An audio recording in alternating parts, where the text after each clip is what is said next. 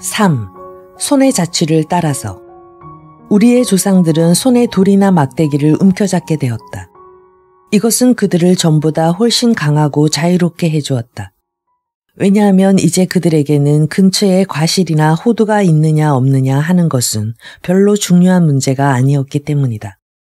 즉 우리의 조상은 언제든지 먹을 것을 찾아서 먼 곳까지 갈 수 있게 되었던 것이다.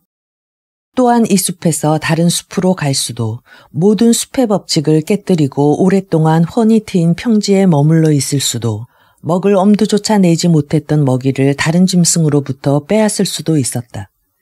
이리하여 모험으로 가득 찬 생활을 시작하게 되면서부터 인간은 자연 속에 존재하는 법칙의 파괴자가 되었다. 즉 나무 위에서만 살고 있던 동물이 나무에서 내려와 땅 위를 돌아다니게 되었던 것이다. 그리고 뒷발로 서서 걷는 익숙하지 않은 걸음걸이로 돌아다니기 시작했고, 게다가 지금까지와는 다른 방법으로 새로운 먹이를 얻게 되었던 것이다. 여기서 가장 주목해야 되는 것은 이 법칙의 파괴자인 우리의 조상들이 먹이의 사슬까지 끊어버렸다는 점이다. 우리의 조상들은 색다른 음식물을 먹기 시작했을 뿐만 아니라 몇십만 년 동안이나 그 예리한 이빨로 그들을 먹어온 호랑이까지도 더 이상 두려워하지 않게 되었다. 그러면 우리의 조상들은 어떻게 하여 이처럼 대담해진 것일까? 그들은 어떻게 나무 위에서 맹수의 날카로운 이빨이 기다리고 있는 땅 위로 내려올 결심을 하게 되었을까? 인간을 이렇게까지 대담하게 만든 것은 바로 그들 자신의 손이었다. 그 손에 쥔 돌과 먹이를 얻기에 편리한 몽둥이 그 자체가 적을 막는 데 더없이 효과적인 역할을 했기 때문이다.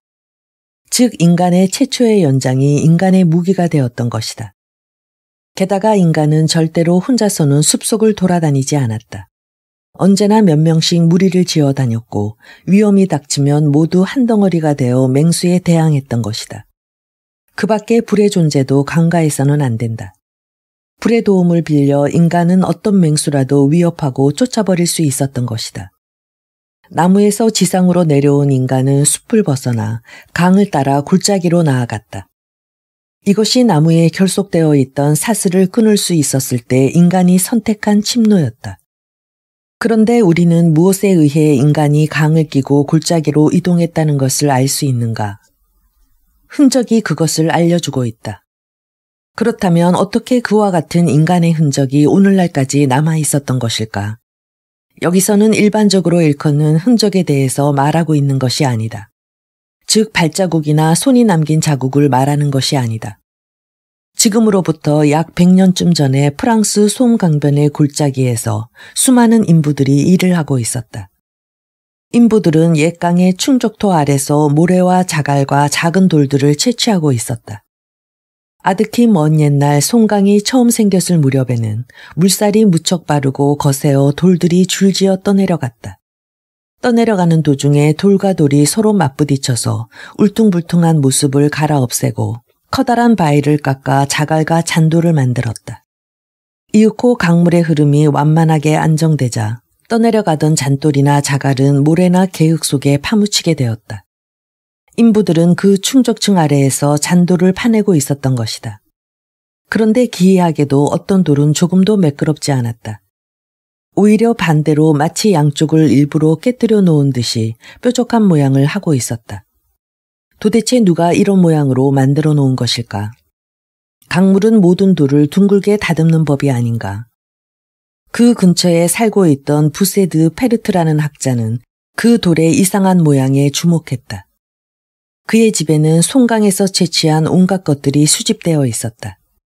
그 중에는 매머드의 이빨이나 코뿔소의 뿔 또는 동굴에 살고 있던 곰의 두개골도 있었다. 이 학자는 이런 희귀한 유물들을 즐겨 모아 연구하고 있었다. 이런 짐승들은 아득히 먼 옛날, 지금은 양이나 기러기 따위가 찾아오듯이 자주 이 강을 찾아왔던 것이다. 그러면 그 당시 인간은 어디에 있었던 것일까? 부셰드 페르트도 그 당시의 인간의 뼈만은 찾아내지 못했다. 그런데 때마침 이 학자는 모래 속에서 캐낸 이상한 돌을 발견했던 것이다. 대체 누가 돌의 양쪽 끝을 이렇게 뾰족하게 만든 것일까? 그는 즉시 오직 인간만이 그런 짓을 할 수 있다는 결론을 내렸다. 그는 비상한 관심을 가지고 채취한 돌들을 조사했다. 사실 이것은 고대 인간의 유물일 뿐 아니라 그들이 남긴 흔적이 분명했다. 이와 같은 일을 한 것이 강물이 아니라 인간의 손이라는 것은 명백한 사실이었다. 부세드 페르트는 이 발견에 대한 책을 저술하고 창조에 대하여 생물의 기원과 발달에 관한 논문이라는 제목을 붙였다. 그런데 이로 말미암아 다시 학문상의 논쟁이 시작되었다. 디부아 박사에 이어 이 학자에게도 맹렬한 공격이 가해졌다. 명망 높은 고고학자들은 이 시골 학자의 사고방식은 비과학적이라고 비난했다. 그리고 돌도끼가 가짜라고 비난하면서 그 학자는 인간의 창조에 관한 교회의 가르침을 모독한 혐의로 고발돼야 한다고까지 주장했다.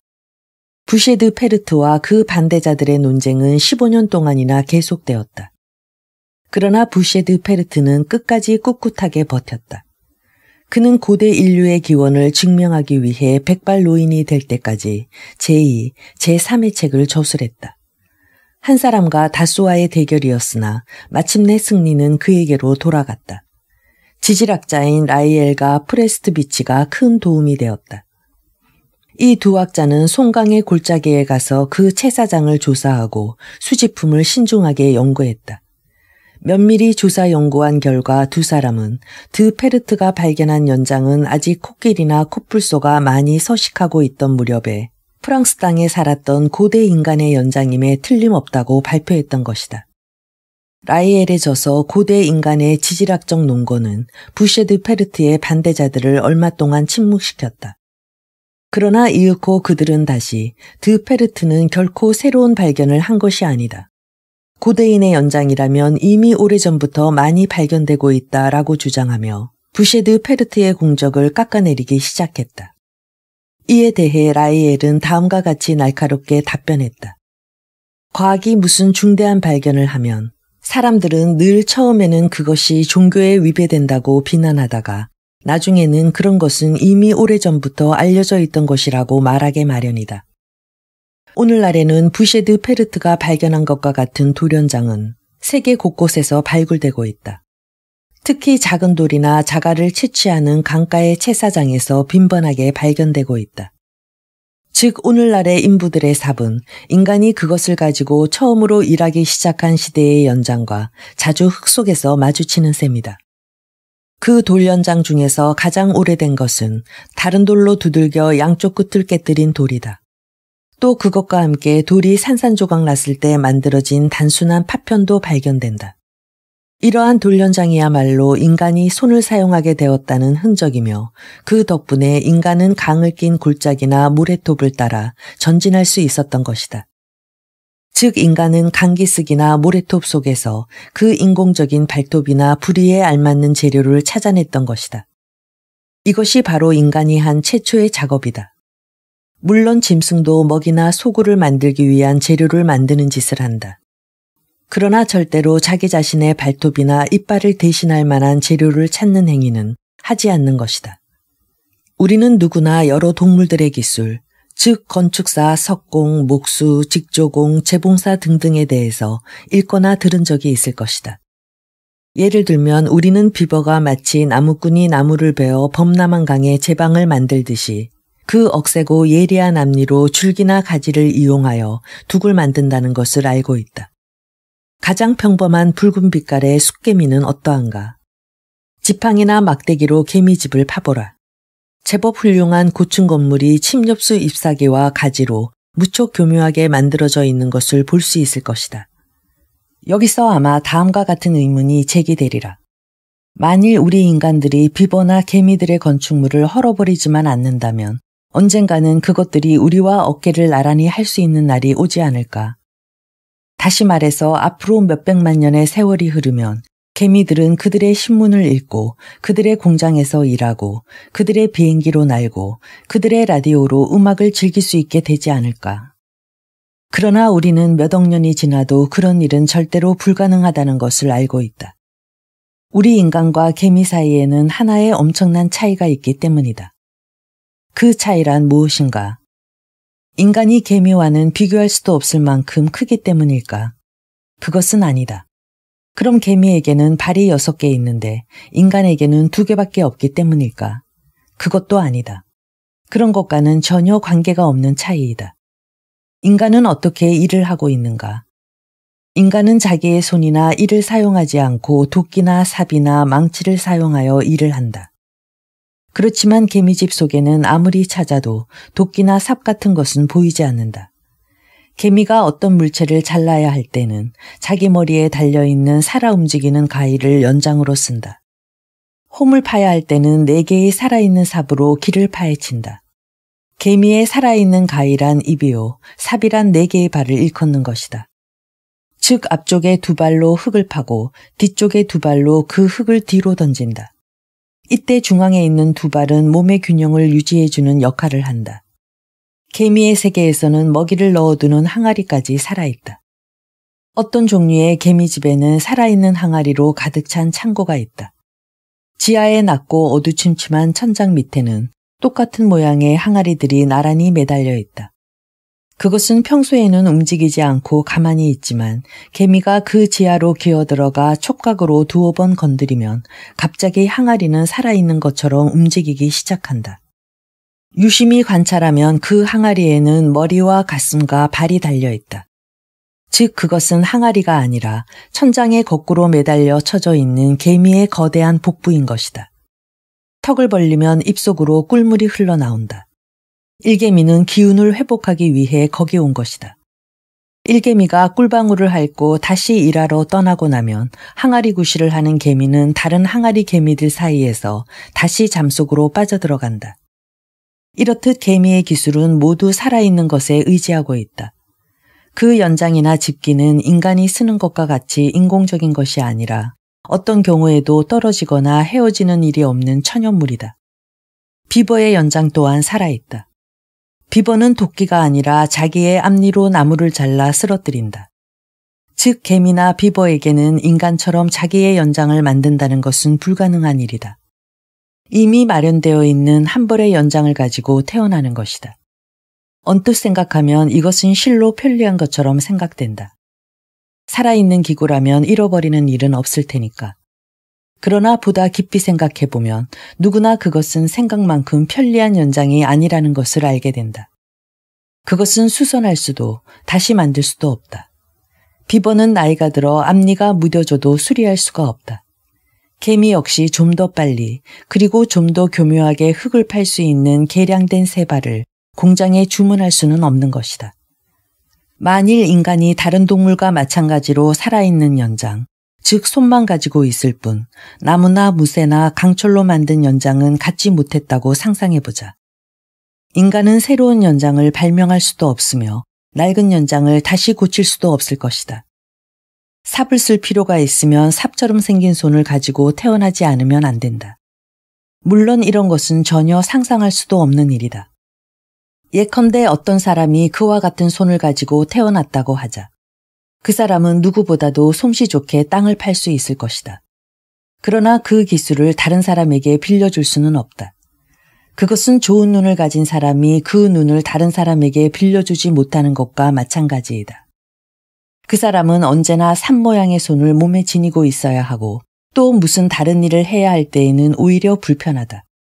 그 사람이 세상을 떠나면 그 삽도 죽어버려 그와 함께 땅속에 매장될 수밖에 없다. 이 타고난 흙 파는 사람은 그 손자나 증손의 누군가가 머리 빛깔이나 코의 모양을 물려받듯이 불구를 유전받았을 때에만 그 삽을 자손에게 물려줄 수 있는 것이다. 그뿐만 아니라 살아있는 연장이란 것은 생물에게 그것이 유해하지 않고 유익한 것일 때에만 그 종족 속에 보존되어 가게 마련이다. 만약 사람이 두더지처럼 땅속에서 생활한다면 물론 그 손삽은 더없이 유용한 것이 된다. 그러나 지상에서 살고 있는 생물에게는 그와 같은 모양의 손은 불필요한 것일 뿐이다.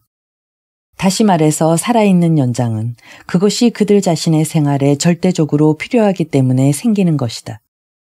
이와 같이 인공적인 것이 아니라 살아있는 자연의 새로운 연장이 생겨나기 위해서는 많은 조건이 필요하다. 그러나 우리에게 있어 다행스럽게도 인간은 다른 길을 걸어왔다. 인간은 자기 손에서 삽이 생겨나는 것을 기다리고 있지는 않았다. 인간은 삽뿐 아니라 주머니 칼이나 도끼 등 수많은 연장을 스스로 만들어냈던 것이다. 조상에게서 물려받은 20개의 손가락과 발가락, 32개의 이 이외에도 인간은 긴 것, 짧은 것, 굵은 것, 가는 것, 예리한 것, 무딘 것, 뚫는 것, 자르는 것, 두드리는 것 등 몇천 가지의 다양한 손가락과 이와 어금니와 손톱과 주먹 등을 자기의 소유물로 만들었던 것이다. 그리하여 인간은 다른 동물과의 경쟁에서 그 무엇에도 뒤지지 않는 민첩성을 획득하게 되었던 것이다. 우리 조상들이 겨우 인간으로서의 모습을 갖춰가기 시작한 그 무렵에는 그들 역시 돌발톱이나 돌 이빨을 만들 줄 몰랐었다. 그래서 우리가 버섯이나 딸기를 줍듯이 단순히 주워 모을 뿐이었다. 즉 강가를 이리저리 배회하며 오랜 시일에 걸쳐 자연적으로 모서리가 깎이고 다듬어진 예리한 돌을 찾았던 것이다. 이와 같이 알맞게 뾰족한 돌은 앞에서 말한 저 소용돌이 치는 사나운 물줄기가 굽이쳐 흐르는 물가에 떨어져 있었다. 범람하는 강물은 퇴적된 돌에 부딪혀 큰 소리를 내면서 돌들을 때리고 깎곤 했던 것이다. 이 사나운 강물이라는 직공은 그러한 자신의 행위로 말미암아 앞으로 어떤 변화가 생기게 될까에 대해서 그다지 마음을 쓰지 않았던 것이 분명하다. 그래서 자연적으로 가공된 많은 돌 중에서 인간이 연장으로 쓰기에 적당한 것은 많지 않았다. 그리하여 인간은 돌로 자기에게 필요한 것을 만들기 시작했다. 즉 자연 그대로의 것을 인공적으로 고쳐 자기에게 알맞는 연장을 만들기 시작한 것이다.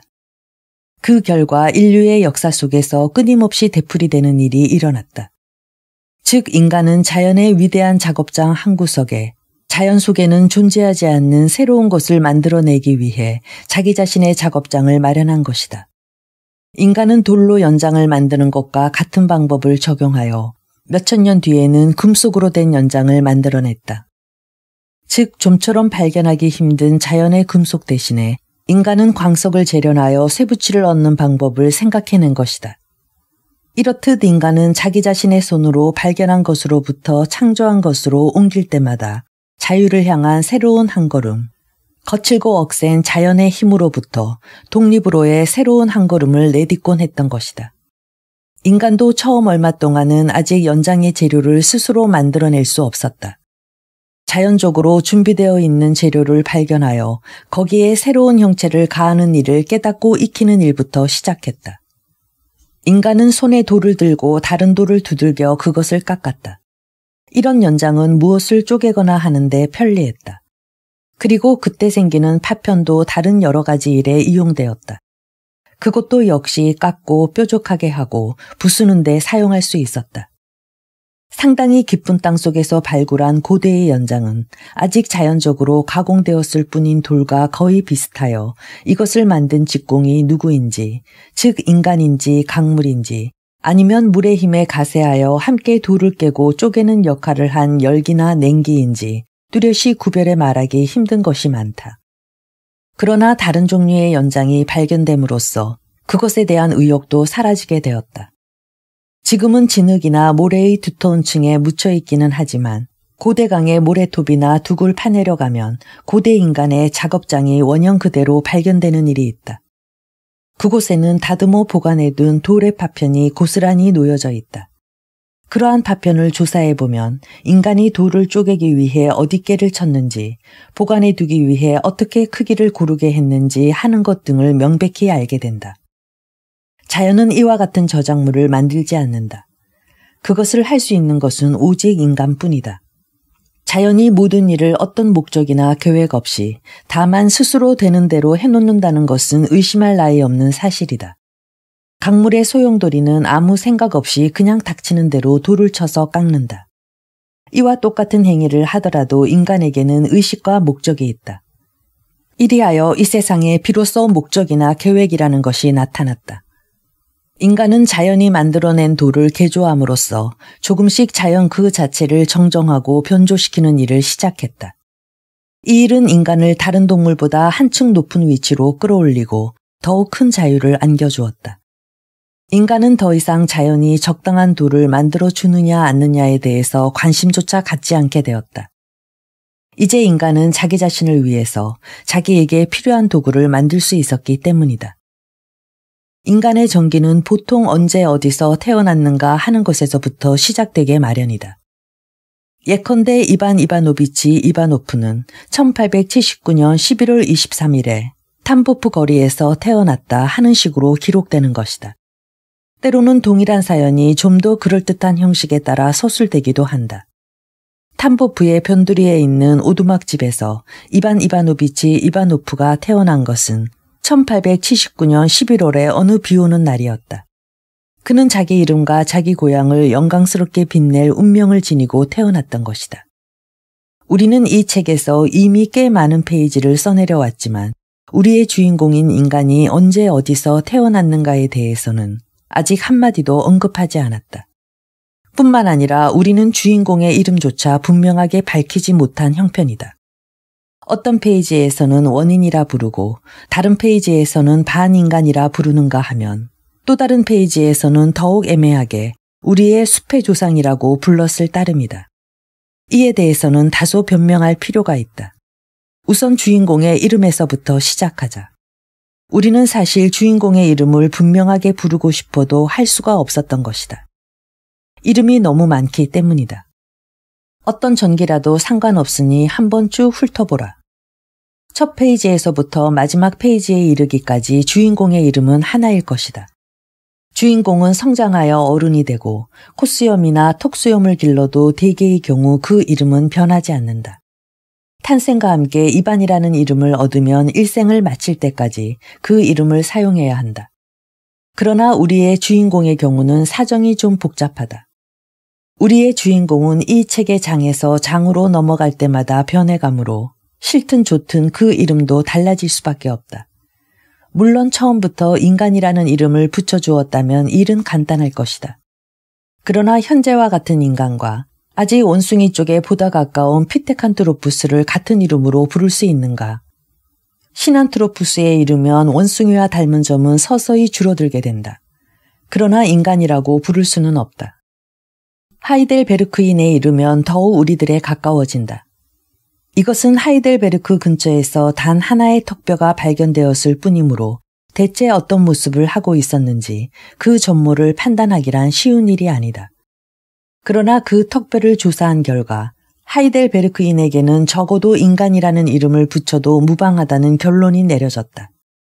그 이빨은 짐승의 것이라기보다는 인간의 이빨이었고 원숭이처럼 송곳니가 다른 이빨 위로 돌출되어 있지도 않았다. 그러나 이것도 아직 진정한 인간은 아니다. 그것은 원숭이와 닮은 밑으로 경사지듯 내려간 턱의 선을 보아도 알 수 있다. 피테칸트로푸스, 시난트로푸스, 하이델베르크인. 이것만으로도 벌써 3개의 이름이 나온 셈이다. 이와 같은 이름의 행렬은 앞으로도 계속될 것이다. 하이델베르크 뒤에는 필트다운인이 이어지고 그 다음에는 네안데르탈인이 이어지고 또 그 다음에는 크로마뇽인이 계속 이어지고 있다. 하나의 주인공에게 얼마나 많은 이름이 있는 것일까? 그러나 우리는 서두를 필요는 없다. 이 책의 2장에서만은 우리의 주인공의 이름은 하이델베르크인이다. 그들은 연장을 만들 재료를 찾기 위해 강가를 배회했다. 돌로 돌을 깎아 조잡한 솜씨로 간단한 도구를 만들었다. 이러한 석기는 오늘날에도 고대의 하천층에서 발견된다. 여러분은 이런 까닭에 우리의 주인공에게 이름을 붙인다는 것이 그다지 쉬운 일이 아니라는 것을 깨달았으리라. 그러나 그보다 더욱 곤란한 점은 그들이 언제 태어났는가 하는 것이다. 우리의 주인공이 언제 태어났는가를 정확하게 말할 수는 없다. 그럴 수밖에 없는 것이 인간이 인간답게 되는 것은 1, 2년 만에 이루어지는 일이 아니기 때문이다. 피테칸트로푸스와 시난트로푸스가 명백히 구별지어지는데도 몇십만 년이라는 세월이 걸렸고 시난트로푸스가 현재와 같은 인간이 되는데도 역시 그 정도의 세월이 걸렸다. 만일 피테칸트로푸스가 100만 년가량 전에 살았다고 계산한다면 인간의 오늘까지의 나이도 대략 100만 년 정도라고 할 수 있을 것이다. 더욱더 난감한 것은 우리의 주인공이 태어난 장소이다. 그것을 결정하기 위해서는 먼저 우리 주인공의 할머니가 어디서 살고 있었는지를 분명히 밝혀두어야 한다. 학자들은 이 원숭이를 일컬어 도리어 피텍스라고 한다. 그것이 살고 있었던 곳을 찾아보았더니 상당히 많았다. 그 첫째 흔적은 중부 유럽, 둘째 흔적은 북아프리카, 셋째 흔적은 남아시아 등지로 나타났다. 게다가 피테칸트로푸스와 시난트로푸스의 뼈는 아시아에서, 하이델베르크의 뼈는 유럽에서 발견되었다는 점을 잊어서는 안 된다. 이와 같은 고차루에 태어난 고향이 어딘가를 말하려고 해보라. 그 나라는커녕 대륙을 정하는 것조차 쉽지 않은 형편이다. 그러나 좀 더 깊이 생각해보자. 고대 인간의 연장이 발견된 장소를 조사하면 어떨까? 인간은 그 도구를 만들기 시작했을 때 비로소 인간이 된 것이 아닌가? 그 도구는 인간이 처음으로 나타난 장소가 어디였는지를 결정짓는 데 도움이 될는지도 모른다. 세계 지도를 펴놓고 가장 고대의 도구인 석기가 발견된 장소에 표시를 한다. 지도 위에 많은 표시가 찍힌다. 그 표시는 유럽에 가장 많고 아프리카나 아시아에도 있다. 그러나 이 작업으로 말미암아 인간이 처음 나타난 곳은 9세계이며 그것도 한 군데가 아니라 몇 군데나 된다는 결론을 유출해낼 수 있을 것이다. 그것은 당연한 결론이다. 인류는 단 한 쌍의 원숭이인 아담과 이브로부터 생겨난 것은 아니기 때문이다. 원숭이가 진화하여 인간이 된 것은 한 무리의 원숭이나 한 장소에만 국한된 것이 아니었다. 즉 원숭이가 인간으로 진화한 것은 인간이 될 만한 소질을 갖추고 있는 원숭이가 살고 있었던 곳이라면 어디서든 가능한 일이었던 것이다. 철이나 석탄이나 불을 어떻게 얻는가를 모르는 사람은 하나도 없을 것이다. 그런데 시간이라는 것은 어떻게 얻는 것일까? 그것을 알고 있는 사람은 극히 드물다. 인간이 시간을 얻는 것을 깨닫게 된 것은 아득히 먼 옛날의 일이었다. 인간이 도구를 만들기 시작한 이후부터 그 생활 속에는 새로운 일, 즉 진정으로 인간다운 일은 노동이라는 관념이 생겨나게 되었다. 그리고 이 노동이란 것은 시간을 요구했다. 돌 연장을 만들기 위해서는 먼저 그것에 알맞는 돌을 찾아내야 한다. 그러나 그것은 그렇게 쉬운 일은 아니다. 아무 돌이나 연장으로 만들 수 있는 것은 아니기 때문이다. 연장을 만드는데 가장 좋은 돌은 단단하고 치밀한 부싯돌이다. 그런데 그런 부싯돌은 아무데나 있는 것은 아니었으므로 그것을 찾는데 적지 않은 시간이 걸렸다. 그러나 많은 시간을 들여 탐색했어도 이따금 아무 소득이 없을 때도 있었다. 그럴 때는 할 수 없이 별로 훌륭하지 않은 돌이라도 집어들어야 했으며 사암이나 횃돌 같은 부실한 재료라도 만족하지 않으면 안 되었다. 마침내 적당한 돌을 발견했다 하더라도 그것으로 어떤 연장을 만들기 위해서는 다른 돌로 두들기고 갈고 깎아야 한다. 이 일에도 또 많은 시간이 필요하다. 그 당시의 인간의 손은 아직 현재의 것처럼 재주를 부리지도 못했고 민첩하지도 못했다. 단지 겨우 일하는 법을 익혔을 뿐이었다. 그래서 고대의 인간들이 간단한 석기 하나를 만드는데 현재 우리가 무쇠로 도끼를 만드는 것보다 훨씬 많은 시간이 걸린 것은 당연한 일이었다. 그런데 인간은 시간이라는 것을 대체 어디서 얻어왔을까? 원시시대의 인간에게는 거의 자유로운 시간이 없었다. 그들은 현대의 가장 바쁜 사람들보다 훨씬 더 자유시간이 적었을 것이다. 아침부터 저녁까지 숲과 들판을 돌아다니며 먹을 것을 구하여 자기 입에 넣고 또 먹을 수 있는 것이라면 무엇이든 자식에게 갖다 주지 않으면 안 되었다. 잠자는 시간을 제외하고는 거의 모든 시간을 온통 먹이를 찾는 일에 소비했다. 그리고 먹을 것이 넉넉하지 않으면 늘 곤란을 겪었다.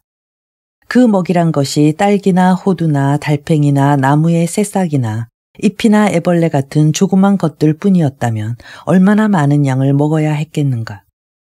인간의 무리는 오늘날의 야생 사슴의 무리처럼 숲속에서 생활하고 있었다. 사슴의 무리는 이끼를 먹고 씻기만 하면 되는 것이다. 그런데 그렇게 하루 종일 먹이를 찾아 쏘다녀야 했다면 대체 노동은 언제 했을까? 이 노동이라는 것에는 이상한 성질이 있다. 즉 노동은 시간을 빼앗는 동시에 오히려 시간을 만들어주기도 하는 것이다. 이를테면 만약 여러분이 다른 사람이 8시간 걸려 해야 하는 일을 4시간에 해냈다면 그곳으로 여러분은 4시간이란 시간을 버는 셈이다. 또 만약 여러분이 일을 2배나 빨리 할 수 있는 도구를 생각해냈다면 그것은 전에 그 일 때문에 필요했던 시간의 절반을 소나기에 넣어서 자유롭게 쓸 수 있다는 것을 의미한다. 이렇듯 시간을 얻는 방법을 고대인은 이미 깨닫고 있었던 것이다. 그들은 돌을 깎는데 많은 시간을 소비해야 했다. 그러나 그 대신 깎아 다듬은 날카로운 돌로 나무 껍질 밑에 애벌레를 파내는 일을 손쉽게 해낼 수 있었다. 돌로 나뭇가지를 다듬는데도 오랜 시간을 일하지 않으면 안 되었다.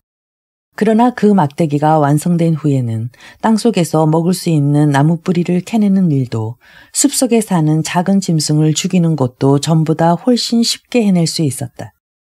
그리하여 이 때문에 먹이를 모으는 일이 전보다 훨씬 빨라졌다. 즉 인간은 다른 노동에 소비할 수 있는 시간을 얻게 된 셈이다.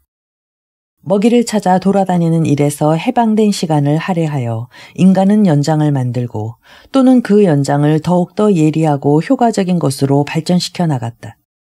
그 새로운 연장들은 다시 점차 더 많은 먹이를 얻게 해주었다. 즉 더욱더 많은 시간을 인간에게 주었던 것이다. 특히 인간에게 많은 시간을 가져다 준 것은 사냥이었다. 반시간 정도만 일하면 하루분의 고기를 얻을 수 있었다. 물론 처음 얼마 동안은 인간은 고기를 그다지 자주 먹지는 못했다. 왜냐하면 인간은 아직 본격적인 사냥꾼은 아니었기 때문이다. 그럼 무엇이었는가?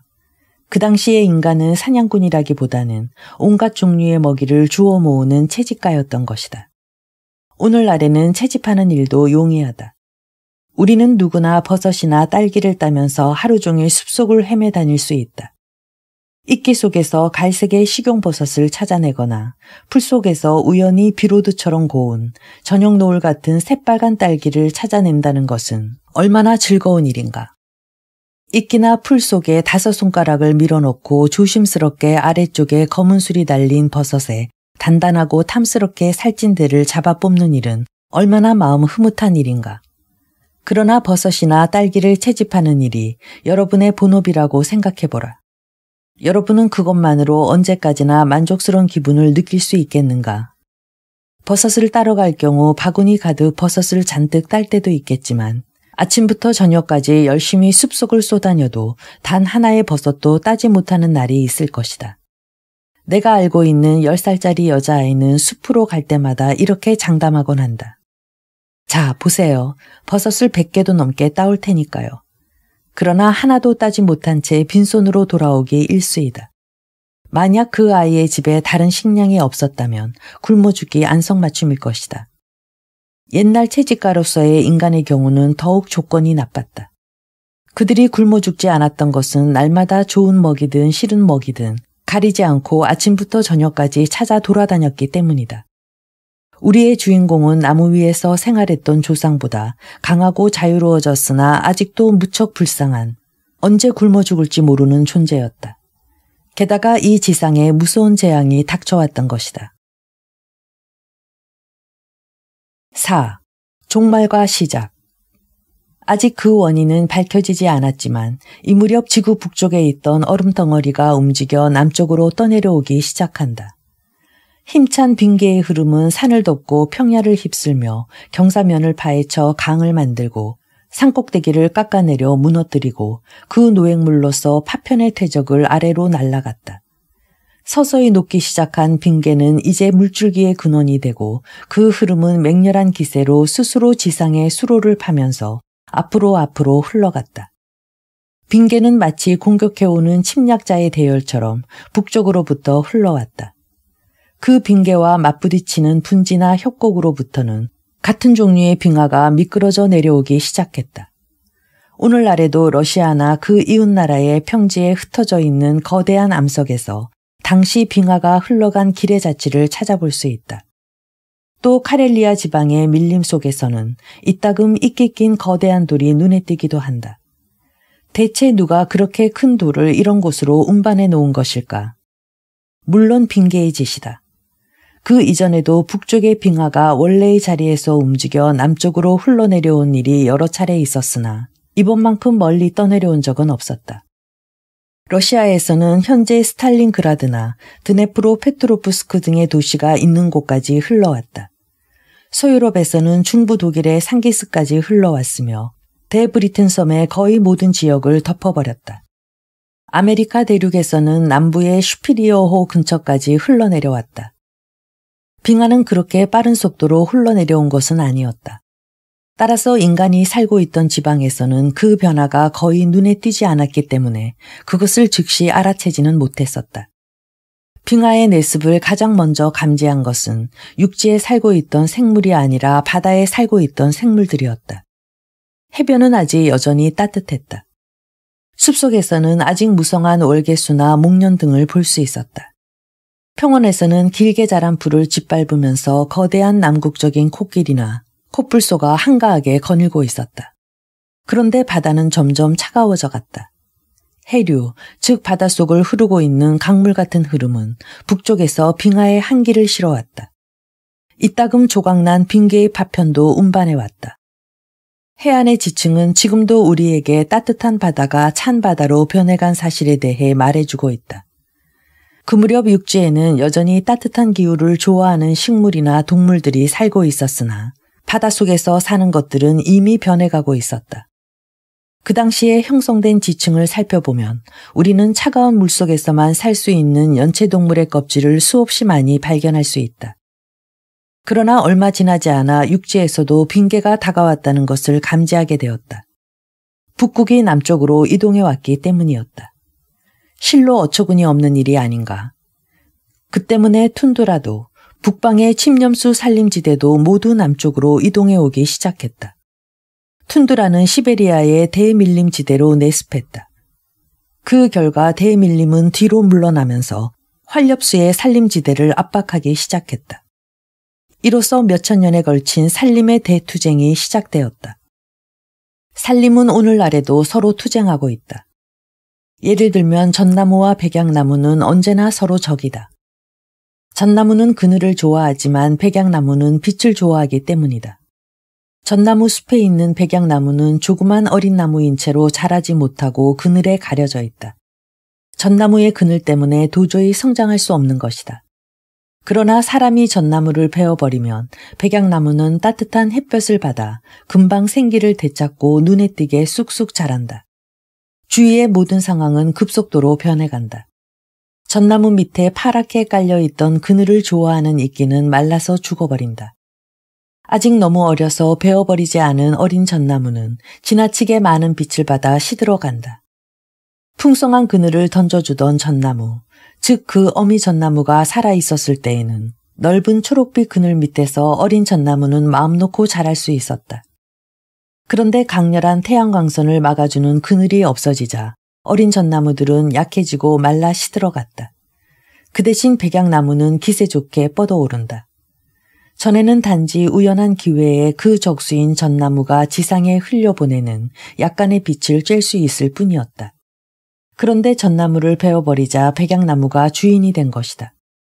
그리하여 어두침침한 전나무 숲이 환하게 밝은 백약나무 숲으로 바뀐다. 그러다가 세월이 흐른다. 위대한 일꾼인 세월은 서서히 눈에 띄지 않게 숲의 구조를 개조해 나간다. 백약나무는 점차 높이 자라고 그 꼭대기의 잎들이 울창해진다. 처음 얼마 동안은 나무와 나무 사이가 훤히 들여다 보일 만큼 엉성했던 그 발치의 그늘은 점차 짙고 어두워져 간다. 백약나무는 승리자가 되었지만 그러나 그 승리 속에는 바로 파멸이 숨어 있었던 것이다. 인간은 자기가 만들어낸 그늘 때문에 멸망하거나 하는 일은 없다. 그러나 나무의 생활 속에는 그런 일이 있다. 백약나무 그늘 밑에는 그 적수인 빛을 좋아하는 백약나무와 반대로 그늘을 좋아하는 전나무가 다시 번성하기 시작한다. 그리하여 얼마 지나지 않아 그 땅위는 억센 솔 같은 푸른 빛의 조그만 전나무들로 덮여버린다. 다시 몇십 년이 지나면 전나무는 백약나무와 비슷한 크기로 자라고 숲은 두 가지 나뭇잎이 섞인 빛깔이 된다. 백약나무의 밝은 녹색 위로 검푸른 전나무가 고개를 내민다. 전나무는 더욱 높이 자라고 나뭇잎이 무성하게 우거져서 마침내 백약나무 숲에는 햇빛이 들어오지 못하게 되는 것이다. 이리하여 백약나무 숲에 종말이 온다. 전나무가 만들어내는 그늘 속에서 쇠약해지고 말라간다. 전나무는 생존권을 얻는다. 전나무 숲은 백약나무를 제압하고 자기의 옛자리를 다시 점령한다. 인간의 도끼가 그 생활에 개입하게 되면서 숲은 이와 같은 투쟁을 계속하게 되었던 것이다. 그런데 빙하시대의 추위가 그 숲속에 밀려왔을 때 숲의 투쟁은 더욱 처절한 것이 되었다. 추위는 온대 식물을 멸망시키고 북쪽의 식물을 위해 길을 열어주었다. 소나무와 전나무와 자작나무 등은 떡갈나무나 보리수에 도전해왔다. 떡갈나무와 보리수는 퇴각하면서 끝까지 남은 상록수인 월계수속이나 목련속을 숲에서 몰아냈다. 바람과 추위가 기승을 부리는 곳에서 온대성에 연약한 나무들은 더욱더 살아가기가 곤란해졌다. 그 나무들은 침략자에게 자기 자리를 내주고 멸망해갔다. 산지에서 버티고 있는 편이 오히려 수월했다. 강한 바람을 막아주는 분지에서는 온대성의 나무들도 포위당한 요새 안에 있는 것처럼 그럭저럭 견뎌나갈 수 있었는데 산 위에서 또 다른 빙하가 미끄러져 내려오면서 마치 선봉대처럼 툰드라의 전나무와 백약나무가 밀어닥쳤다. 이와 같은 산림의 투쟁은 몇천 년 동안이나 계속되었고 퇴각하는 무리들, 즉 온대성 식물들은 점차 남쪽으로 물러났다. 그러면 침략자와의 싸움에서 진 나무들의 숲에서 살고 있던 생물들은 어떻게 되었을까? 오늘날 숲이 모조리 벌채되거나 불이 나서 소멸될 때면 그 속에서 살고 있던 것들의 어떤 것은 숲과 운명을 같이 하기도 하고 또 어떤 것은 가까스로 탈출하여 위기를 모면한다. 전나무 숲이 벌채됨과 동시에 그곳의 주요 거주자인 잣새나 다람쥐, 그 밖의 여러 동물들도 모두 자취를 감추고 만다. 그늘이 짙은 전나무가 들어섰던 곳에는 새로운 백약나무의 집이 들어서고 이 새로운 집 속에서는 또 다른 새들과 짐승들의 입주잔치가 열린다. 그러나 그 후 긴 세월이 흐르면 전나무는 다시 백약나무를 이겨서 물리치고 백약나무가 물러간 자리에 형성된 전나무 숲에는 잣새와 다람쥐 등이 무리지어 몰려와서 떠들썩해진다. 산림은 식물과 동물과의 우연한 인연이 아니라 뗄래야 뗄 수 없는 필요 불가결한 하나의 온전한 세계로서 소멸하기도 하고 재생하기도 하는 것이다. 빙하시대에도 이와 마찬가지였다. 온대성의 숲이 소멸된과 동시에 거기 살고 있던 것들도 소멸되었다. 고대의 커다란 코끼리들도 사라지고 코뿔소와 하마는 남쪽으로 이동하고 아득히 먼 옛날부터 인간의 적이었던 날카로운 이빨을 가진 마하로이드 범도 소멸되었다. 이들 거대한 짐승들과 함께 수없이 많은 다른 짐승들과 새들도 소멸하거나 남쪽으로 도망치거나 했다. 그렇게 할 수밖에 없었던 것이다. 모든 동물은 사슬에 묶여 있는 것처럼 자기들의 세계를, 즉 자기들의 숲을 벗어날 수가 없었다. 그리하여 이 세계가 소멸하기 시작하자 많은 거주자들도 운명을 같이 했던 것이다. 수목이나 감목이나 풀이 소멸되었을 때 그런 식물들을 먹고 그 지붕 밑에 몸을 의지하고 있던 생물들은 먹이도 잃고 보금자리도 잃은 채 간신히 생명을 유지해 나가다가 결국 자신들이 소멸함은 물론 이번에는 다른 동물들, 즉 맹수들까지 소멸의 길동무로 삼았다. 초식식물이 줄어들면 그것을 잡아먹고 살아가던 맹수들도 아사 상태에 이르게 되는 것은 당연한 현상이다. 먹이의 사슬에 의해 서로 결속되어 있던 동물과 식물은 숲이 소멸하자 함께 소멸해버렸던 것이다. 이리하여 태고의 생물들은 먹이의 사슬에 따라 멸종되기 시작했다. 생물들이 무사히 살아남기 위해서는 그들을 속박하고 있는 사슬을 끊지 않으면 안 되었다. 그들은 전혀 다른 먹이를 먹고 그 발톱과 이빨을 개조해야 했으며 한기를 덜 느끼기 위해서 털을 길게 길러야 했다. 그러나 우리는 짐승이 변화한다는 것이 얼마나 어려운 일인가를 잘 알고 있다. 유전성과 변이성이라는 두 가지 작용에 도움이 있어야만 그것이 가능한 것이다. 그런데 이 두 작용은 엄청나게 오랜 세월을 필요로 한다. 남쪽의 생물들이 북쪽으로부터 밀려온 숲에 적응하여 살아남는다는 것은 무척 어려운 일이었다. 게다가 북쪽으로부터는 숲과 더불어 텁수룩하게 털이 난 종속의 코뿔소나 매머드, 혈거하는 사자나 곰과 같은 털복숭이 동물들까지 밀려와 설치기 시작했다. 그도 그럴 것이 이 짐승들은 북방적인 숲속이 자기들 집이었던 것이다. 몸을 포근하게 감싸주는 그 털 하나하나는 얼마나 소중한 것이었던가.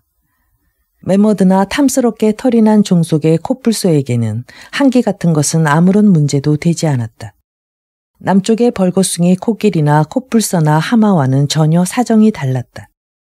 북쪽의 짐승들 중 어떤 것들은 한기로부터 몸을 보호하는 또 다른 방법을 알고 있었다. 즉 굴 속으로 피신하는 방법이었다. 북쪽의 짐승들에게는 숲속에서 먹이를 찾아내는 일도 어렵지 않았다. 이곳은 완전히 그 짐승들의 숲이며 세계였으니까. 그런데 소멸해가는 숲의 거주자들은 이와 같은 주민들과의 투쟁을 계속하지 않으면 안 되었다. 그러므로 그들 가운데 끝까지 살아남은 종속이 얼마 안 된다는 것도 이상한 일은 아니다. 그런데 인간은 어떠한가? 인간은 어떻게 되었을까? 물론 무사히 살아남을 수 있었다. 만약 소멸해버렸다면 여러분이 이 책을 읽을 수 없었을 테니까. 그때까지 따뜻한 나라에서 살아왔던 인간들에게 새로운 기후는 꽤 차긴 했지만 살아남기 곤란할 정도는 아니었다. 물론 빙하의 맹렬한 내습으로 말미암아 모든 공포와 곤란을 경험했던 곳에 살고 있던 자들에게는 사태는 점점 더 어렵게 되어갔다. 그들은 부들부들 떨면서 아이들을 품에 안고 서로의 체온으로 몸을 녹이면서 처음 겪는 무서운 겨울을 맞이했다. 추위와 굶주림, 그리고 사나운 맹수들은 인간의 생명을 위협하고 있었다. 만약 인간이 자기들의 주위에서 일어나고 있는 일을 올바르게 의식할 수 있었다면 아마도 세계의 종말이 닥쳐왔다고 생각했을 것이다. 오늘에 이르기까지 세계의 종말이 화제가 된 것은 한두 번이 아니었다. 중세기에 지구 상공에 꼬리가 긴 혜성이 나타났을 때 사람들은 가슴에 성호를 그으면서 말했다. 세계의 종말이 온 모양이다. 흑사병이 만연하여 마을을 마구 휩쓸고 사람들이 전멸하다시피 했을 때도 사람들은 말했다. 세계의 종말이 온 모양이다. 흉년과 계속되는 전쟁으로 세상이 불안해지자 미신을 믿는 사람들은 이렇게 중얼거렸다. 이제 세상의 종말이 온 모양이다. 그러나 세상의 종말은 닥쳐오지 않았다. 이제 우리는 사람들의 미래를 예언하기 위해서 혜성이 나타나는 것이 아님을 잘 알고 있다. 혜성은 태양 주위에 자기 궤도를 돌고 있을 뿐 지구상의 사람들의 미신과는 아무런 관계도 없는 것이다. 또한 우리들은 흉년과 전염병과 전쟁조차도 결코 이 세계의 종말은 아니라는 것을 알고 있다. 중요한 것은 죄악의 원인을 밝히는 일이다. 그 원인만 알면 죄악과 싸우는 것은 쉬운 일이다. 그런데 단순히 무지몽매한 사람들만이 세계의 종말을 예언하는 것은 아니다. 학자들도 세계나 인류의 종말을 예언하곤 한다. 예컨대 어떤 학자는 인류는 연료의 부족으로 말미암아 파멸한다고 확언하고 통계상의 숫자를 들어 그것을 증명하려고 한다. 실제로 지구상의 석탄 매장량은 자꾸만 줄어들 뿐이고 산림은 엄청나게 빠른 속도로 황폐해져 가며 석유는 앞으로 100년이나 쓸 수 있을까 말까한 형편이다. 지상의 연료가 고갈되면 공장의 기계는 운행을 정지하고 기차도 꼼짝 못하게 되며 집이나 거리의 불도 꺼져버린다. 대부분의 인간은 추위와 굶주림 때문에 목숨을 잃을 것이고 살아남은 자들은 다시 원시적인 미개인으로 되돌아갈 것이다. 생각만 해도 두려운 일이다. 이 지상에 실제로 연료의 매장량이 얼마 남지 않았다면 너무나 안타까운 사실이 아닌가. 연료라는 것은 언젠가는 반드시 고갈되게 마련이다. 그런데 그것이 정말 세계의 종말을 가져올까? 아니, 그렇지 않다.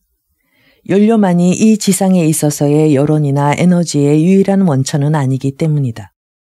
중요한 에너지원으로 태양이라는 것이 있다.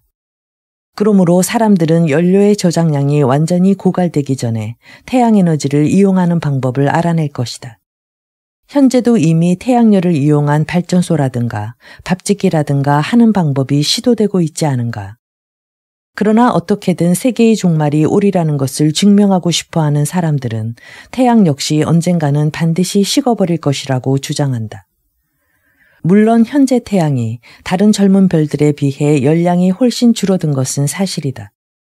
따라서 지금부터 몇백만 년이 흐르는 동안 태양의 열도 내려가고 지구는 그 때문에 훨씬 추워질 것이다. 거대한 빙계의 흐름은 내구력이 없는 인류쯤은 손쉽게 멸망시켜버릴지도 모른다. 백곰이 지금은 종려나무가 자라고 있는 곳을 어슬렁거리며 돌아다닐 것이다. 그런 시기가 찾아와도 인간이 무사히 살아남을 수 있으리라고는 생각되지 않는다. 물론 이 지상에 다시 빙하 시대가 도래한다면 그야말로 무척 곤란한 일이다. 그러나 그 옛날의 원시인들도 빙계 속에서 살아남지 않았던가. 현재의 과학보다 엄청나게 발달한 과학으로 무장한 미래의 인간들이 설사 사방이 빙계로 둘러싸여 있다고 해도 파멸해 버리겠는가. 그들은 틀림없이 추위를 이겨낼 수 있는 갖가지 방책을 세울 것이다. 그 점은 지금도 장담할 수 있다. 무엇보다도 그들은 태양광선의 도움을 빌려 핵원자 에너지를 이용할 것이다. 핵원자 에너지는 무한하다. 그것을 마음대로 이용할 수만 있으면 된다. 그러나 우리는 그렇게 먼 시대, 즉 아득히 먼 미래의 일보다는 오히려 그것보다 우리에게 가까운 시대, 즉 과거의 원시인 이야기로 되돌아가기로 하자. 만일 인간이 그 고향인 숲에 결속되어 있던 사슬을 끊어버릴 수 없었다면 인간도 그 숲의 소멸과 더불어 멸망해 버렸을 것이다. 그런데 당시 세계의 종말이 온 것은 아니었다. 단지 세계가 변했을 뿐이었다. 이전의 세계에는 종말이 왔으나 그것은 새로운 세계의 시작이 되었던 것이다. 이 새로운 세계에서 살아남기 위해 인간은 스스로를 개조하지 않으면 안 되었다. 전에 먹던 먹이가 없어졌으므로 새로운 먹이를 얻는 방법을 터득하지 않을 수 없었다. 소나무나 전나무의 열매는 인간의 치아에는 맞지 않았으며 남쪽 숲의 수분 많은 과실은 이미 사라져버렸다. 따뜻한 기후 대신 추운 기후가 찾아왔다. 태양이 지구를 배반한 듯이 여겨졌다. 인간은 추운 기후 속에서 살아가는 법을 익히지 않으면 안 되었다. 다른 것이 되어야 하는 것이다. 그것도 지극히 짧은 기간에. 모든 생물 중에서 이 일을 견뎌낸 것은 인간뿐이었다. 인간은 이때 이미 어떤 동물도 해내지 못할 정도로 스스로를 개조할 줄 알고 있었던 것이다. 인간의 두려움의 대상이었던 칼날 같은 이빨을 가진 범도 자기 몸에 두꺼운 털이 나게 할 수는 없었으나 인간에게는 그것이 가능했다. 인간은 곰을 죽여서 그 모피를 입을 수 있었던 것이다. 게다가 칼날 같은 이빨을 가진 범은 불을 일으킬 줄 몰랐다. 그러나 인간은 해냈다. 인간은 그때 이미 불을 이용할 줄 알고 있었던 것이다. 인간은 스스로를 변화시키고 또 자연을 개조할 수 있을 만큼 성장해 있었던 것이다. 그리고 그로부터 몇만 년의 세월이 흐른 지금도 그 당시의 인간이 자연 속에서 변해가면서 스스로를 개조한 사실을 엿볼 수 있다. 인간이 살고 있는 대지는 마치 거대한 하나의 책처럼 우리의 발밑에 깔려 있다. 지각, 즉 지구 표면의 하나하나의 주름, 지층의 하나하나의 층은 이 책의 페이지이다. 우리는 그 제일 위인 마지막 페이지에서 살고 있다. 책의 제일 첫 페이지는 대양의 밑바닥이나 대륙의 지층 깊숙이 깔려 있다. 이 최초의 페이지, 최초의 장을 보는 것은 절대로 불가능하다. 우리는 다만 거기에 쓰여져 있는 것을 상상할 수 있을 뿐이다.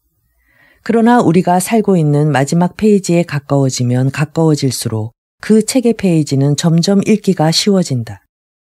불에 탄 어느 페이지는 우리에게 지하의 용암이 어떻게 지상에 산맥을 만들어 놓았는가를 가르쳐준다. 다른 페이지에서는 지각의 융기 현상이 어떻게 바다를 넓히기도 하고 또 좁히기도 했는가를 말해주고 있다. 또 페이지를 넘기다 보면 조개의 껍질처럼 새하얀 지층의 페이지 다음에 석탄처럼 검은 페이지가 있다. 그렇다. 이것이 바로 석탄이다. 우리는 그 시커먼 지층 속에서 지난날 울창했던 광대한 숲의 역사를 읽을 수 있다. 어떤 장소에서는 마치 책 속의 사파처럼 나뭇잎이나 짐승의 뼈 등의 자국을 볼 수 있다. 그것은 어느 시대에 석탄이 되어버린 이 숲에서 살고 있던 생물의 흔적이다. 이렇게 페이지를 넘겨가는 동안에 우리는 지구의 모든 역사를 읽게 된다. 그리하여 제일 표면의 마지막 페이지에 이르면 새로운 주인공인 인간의 모습이 나타난다. 처음에는 인간이 이 위대한 책의 주인공이 아닌 것처럼 생각된다. 실제로 인간은 고대의 커다란 코끼리나 코뿔소에 비교해 볼 때 그것의 보조역에 지나지 않는 것처럼 여겨진다. 그러나 이 새로운 주인공은 마침내 용감하게 주역의 자리를 차지하게 된다. 그리고 마침내 인간은 이 위대한 책의 주인공이 될 뿐만 아니라 그 저자의 한 사람이 되기까지 하는 것이다. 보라, 빙하시대의 지층 속에 있는 하천의 대지의 단면에는 뚜렷하게 보이는 하나의 깊은 선이 있다. 위대한 책에 나타난 이 검은 선은 목탄으로 그려져 있다.